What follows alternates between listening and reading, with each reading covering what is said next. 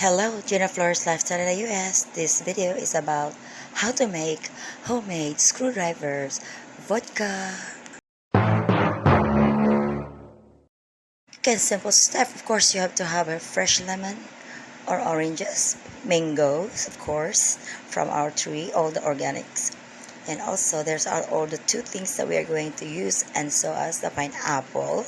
So, here we go. Let's make the screwdriver vodka with lots of ice.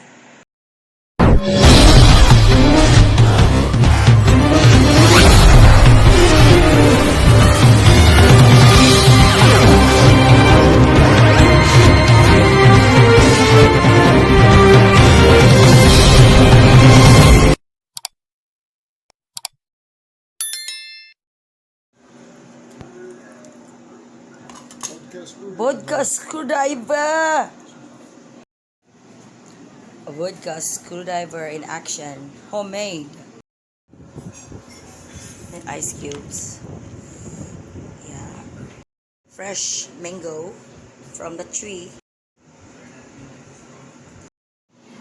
We're making frozen vodka with mango and squeeze fresh oranges and fresh pineapple. Bingo. Ripe.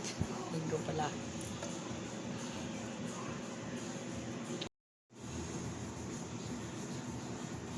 Of sugar and water. Melted. It's like a syrup, sugar and water. Simple syrup. Put all the ingredients together in a mixer or juicer. I'm going to put the ice inside. Yeah, the vodka is ready to be included.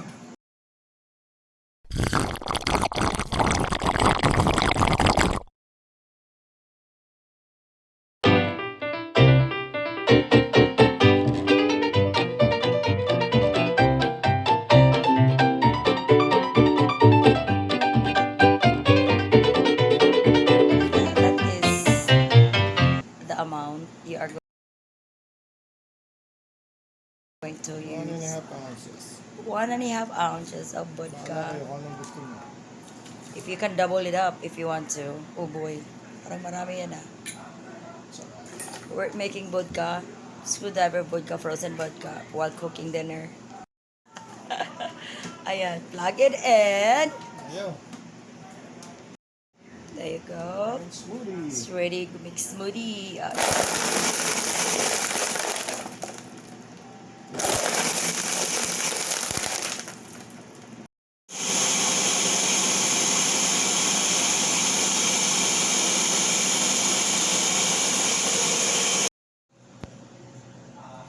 Frozen screwdriver vodka in it with fresh mango and oranges. Everything is fresh. And lemon or lime. Cheers! Ayan. Okay, here we go.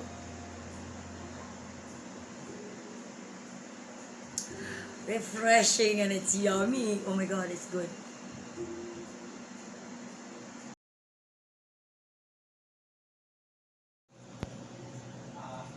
Frozen screwdriver vodka in it with fresh mango and oranges. Everything is fresh.